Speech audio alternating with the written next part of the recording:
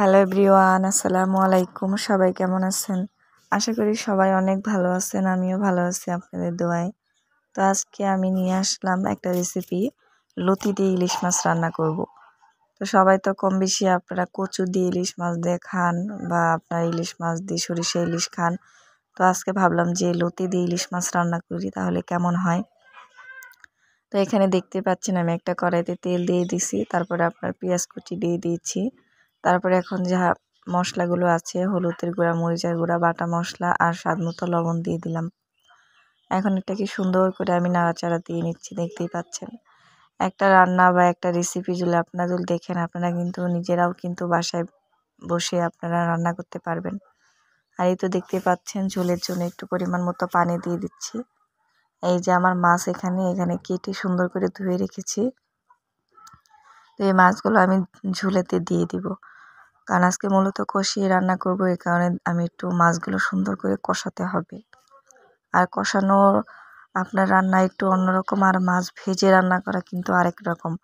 আর এই তো দেখতে পাচ্ছেন, মাছগুলো সুন্দর করে একটু কষাতে দিব, তারপরে আমি সুন্দর করে তুলে নিব। আমি ঢাকনা দিয়ে ঢেকে রাখলাম। তো এখন ঢাকনা খুলে মাছগুলো সুন্দর করে আমি উঠিয়ে নিব। লতি দিয়ে কিন্তু আপনার লতি দিয়ে চিংড়ি মাছ ভাজি করলেও ভালো লাগে। তারপর লতি দিয়ে আপনার অনেক রান্না আছে ভালো লাগে, কিন্তু আজকে ভাবলাম যে একটু অন্যরকম রেসিপি করি, লতি দিয়ে মাছ রান্না করি, ইলিশ মাছ। তো এই কথা। আর এই তো দেখতে পাচ্ছেন, সম্পূর্ণ ভিডিওগুলো দেখেন আমার কিভাবে কি করি। তো শীতের সকালে আর কি আপনার যে কোনো জিনিসই কিন্তু ভালো লাগে, এই কারণে আর কি রান্না বান্না করতেছি।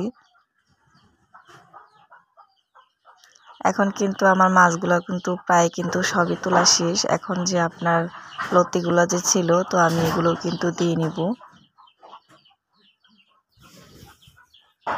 আর এই তো দেখতেই পাচ্ছেন, মাছগুলো একদমই কষানো হয়ে গেছে। আর এই তো দেখতে পাচ্ছেন, এখন যে আমার লতিগুলো আছে এটাও দিয়ে নিব পরিষ্কার করে। আর এই তো এখন সুন্দর করে আপনার দিয়ে দিব। দিয়ে গেলে কিন্তু একদমই আপনার গাছের লতি, দেশি লতি। আর দেশি লতি দিয়ে কিন্তু আপনার যে কোনো জিনিস রান্না করলে ভালো লাগে, গলা ধরে না। আর এই তো সুন্দর করে একটু নাড়াচাড়া দিয়ে নিব। আর লতা কী কী খান অবশ্যই কিন্তু কমেন্ট করে বলবেন। আর আমারও কিন্তু অনেক প্রিয় একটা খাবার লতা, এখন কিন্তু পাওয়াই যায় না। আর এই তো আমি এখন একটু ঢাকনা দিয়ে ঢেকে নেব। 5 থেকে 10 মিনিট পর আবার ঢাকনা খুলে একটু নাড়াচাড়া দিয়ে নিব। দেখতেই পাচ্ছেন লতাগুলো কিন্তু একটু ভাপে সিদ্ধ হয়ে গেছে। তো কেউ কেউ কিন্তু আপনার আলাদা করে গরম পানি দিয়ে তারপরে আপনার তরকারিতে ঝোল দেয়, তো ওরকম করবো না। আর এই তো দেখতে পাচ্ছেন, আমি কিন্তু ঝোলটা দিয়ে নিলাম ঠান্ডা পানি দিই, কিন্তু গলা ধরবে না। দেখতেই পাচ্ছেন, এখন আবারই আমি সুন্দর করে ঢাকনা দিয়ে ঢেকে দিব। তো ঢাকনাটা খুলে দেখলাম যে আমার তরকারি কিন্তু একদমই প্রায় হয়ে গেছে। তো আমি হালকা করে আরেকটু নাড়াচাড়া দিয়ে নিব। দেখতে পাচ্ছেন,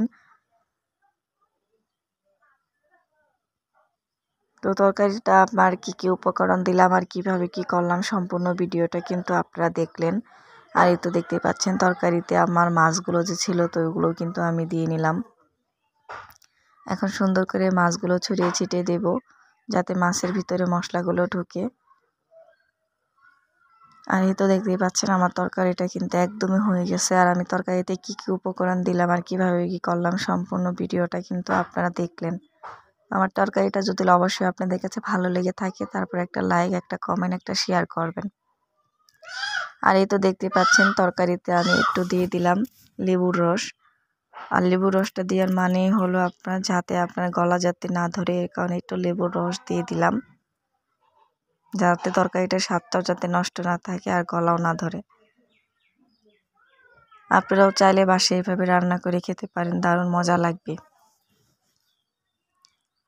আমার রেসিপিটা যদি অবশ্যই ভালো লেগে থাকে, তাহলে একটা লাইক, একটা কমেন্ট, একটা শেয়ার করবেন। আর এই তো দেখতে পাচ্ছেন, তরকারিটা কিন্তু আমার একদমই হয়ে গেছে। এখন এই তরকারিটা সুন্দর করে আমি নামিয়ে নিব। তরকারি কালারটা মাশাআল্লাহ অনেকটাই সুন্দর হয়েছে। আর এই তো এখন আমি একটু নামিয়ে নিব। আপনারা ওইভাবে বাসায় ট্রাই করবেন। আর এই তো দেখতেই পাচ্ছেন আমার তরকারির ফাইনাল লুক। সবাই ভালো থাকবে।